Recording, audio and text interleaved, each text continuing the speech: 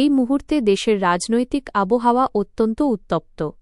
বিরোধী শিবির এবং বিভিন্ন নাগরিক সমাজের পক্ষ থেকে কেন্দ্রীয় সরকারের বিরুদ্ধে যে গুরুতর অভিযোগগুলি আনা হচ্ছে তাতে উঠে আসছে এক চাঞ্চল্যকর চিত্র।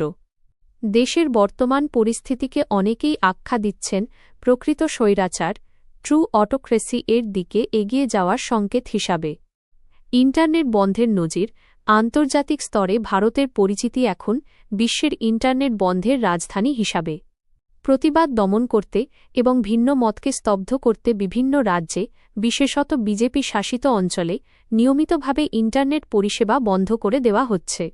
সংসদে কণ্ঠরোধের অভিযোগ। সংসদীয় গণতন্ত্রের পীঠস্থানেও বিরোধীদের কণ্ঠরোধ করার অভিযোগ উঠেছে। বিরোধী সাংসদদের গণহারে সাসপেন্ড করে বহু গুরুত্বপূর্ণ আইন আলোচনা ছাড়াই পাশ করিয়ে নেওয়া হচ্ছে, যা সংসদীয় রীতিনীতির পরিপন্থী বলে দাবি।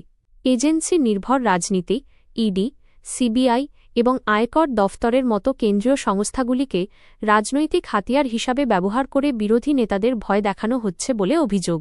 অথচ শাসক দলের নেতারা নাকি পাচ্ছেন সম্পূর্ণ রেহাই। নির্বাচিত সরকার ভাঙার কৌশল। রাজনৈতিক অস্থিরতা তৈরি করতে বিধায়ক কেনাবেচা, দলবদল এবং রাজ্যপালদের সাংবিধানিক পদের রাজনৈতিক ব্যবহার করে নির্বাচিত রাজ্য সরকারগুলিকে ফেলে দেওয়ার ঘটনা বারবার দেখা যাচ্ছে। ভয়ের মুখে সংবাদ মাধ্যম, গণমাধ্যম আজ এক চরম আতঙ্কের পরিবেশের মধ্যে দিয়ে যাচ্ছে।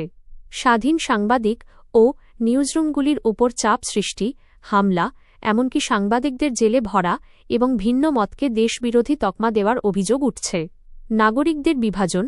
বাংলাদেশি, রোহিঙ্গা, অনুপ্রবেশকারী এই ধরনের শব্দ ব্যবহার করে নাগরিকদের একটি অংশকে দাগিয়ে দেওয়া, ঘৃণা ছড়ানো এবং সামাজিক বিভাজন তৈরি করার মাধ্যমে এক ধরনের রাজনৈতিক ফায়দা তোলার চেষ্টা চলছে বলে অভিযোগ। এই সব অভিযোগের পরিপ্রেক্ষিতে দেশের রাজনৈতিক মহল দুই ভাগে বিভক্ত। এক পক্ষ বর্তমান পরিস্থিতিকে গণতন্ত্রের জন্য অশনি সংকেত হিসেবে দেখছে এবং তাদের বক্তব্য, ইতিহাস হিটলারকে চেনে।